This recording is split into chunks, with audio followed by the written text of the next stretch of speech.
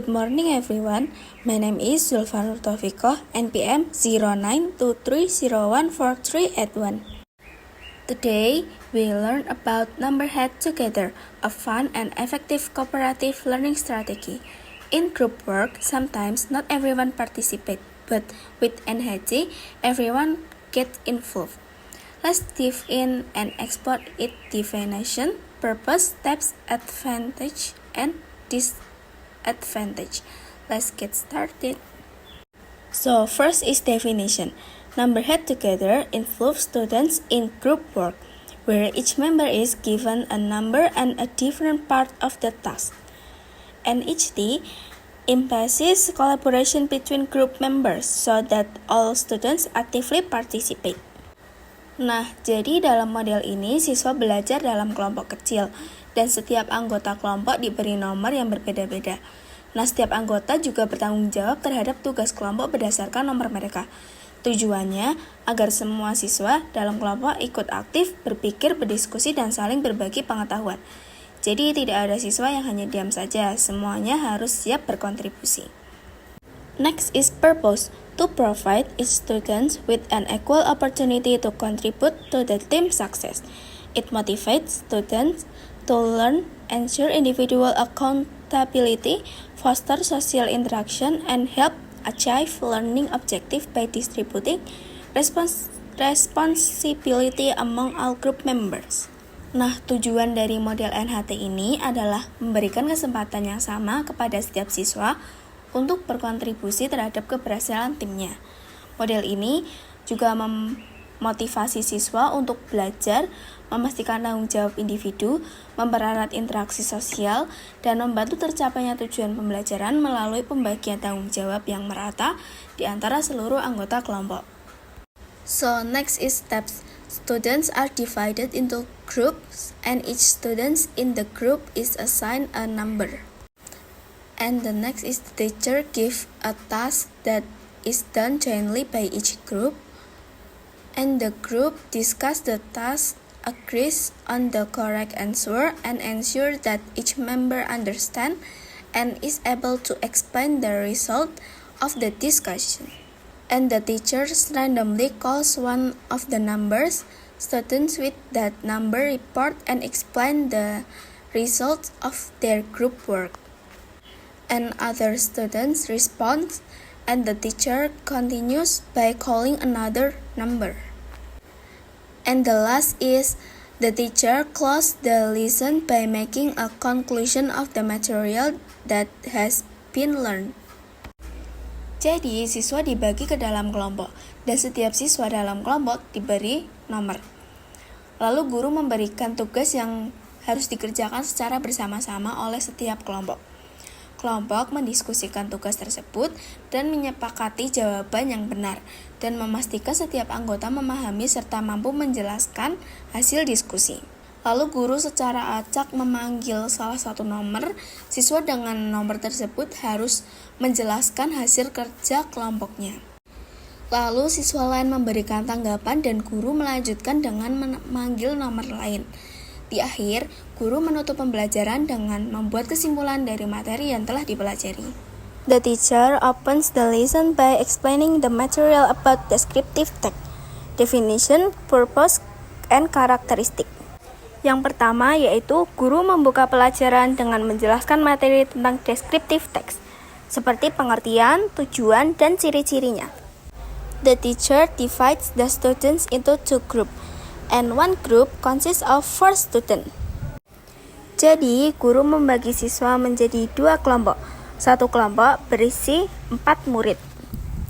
So, group 1 is apple group. Describe a plant that you like. And group 2 is group orange. Describe an animal that you like. Jadi, dibagi menjadi 2 grup. Grup pertama yaitu grup apel, mendeskripsikan tentang tanaman yang disukai.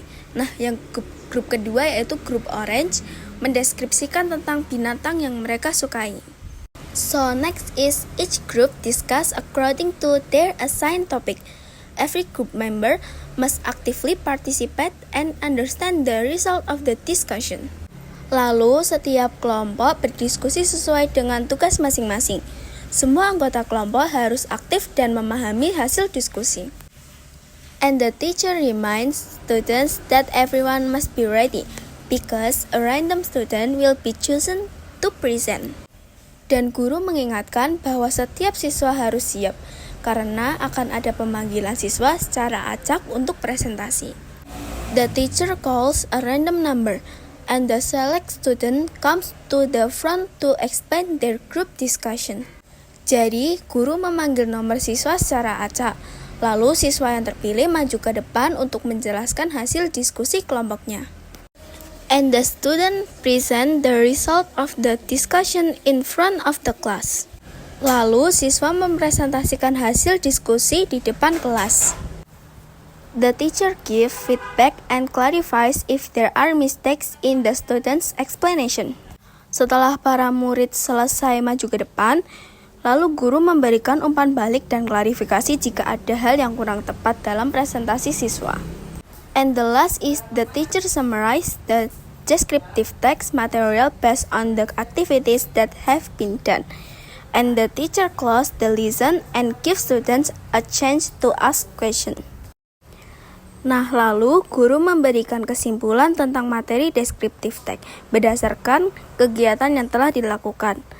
Dan guru menutup pelajaran dan memberikan kesempatan bertanya kepada siswa jika ada. So next is advantage. Every student is prepared to answer. Students engage in meaningful and serious discussions. High achieving students assist lower achieving students. There is intensive interaction among students in answering questions. No students dominate the group as the random selection ensure balanced participation. Jadi ada 5 kelebihan dari penggunaan NHT. Nah, yang pertama, semua siswa menjadi lebih siap untuk belajar karena mereka bisa dipanggil kapan saja. Nah, yang kedua, diskusi kelompok menjadi lebih sungguh-sungguh karena semua anggota harus memahami materi. Yang ketiga, siswa yang lebih pandai bisa membantu siswa lain yang mungkin masih kesulitan sehingga terjadi proses belajar bersama. Interaksi antara siswa menjadi lebih intens dan aktif. Dan terakhir, tidak ada siswa yang mendominasi diskusi. Karena sistem nomor membuat semua mendapatkan giliran secara adil. So, next is disadvantage. It is less suitable for classes with a large number of students because it requires a significant amount of time. Due to time constraints, not all group members may have the opportunity to be called upon by the teacher. Namun, model NHT ini juga memiliki beberapa kekurangan, yaitu tidak terlalu cocok untuk kelas yang jumlah siswanya banyak, karena proses diskusi dan pemanggilan nomor memakan waktu yang cukup lama.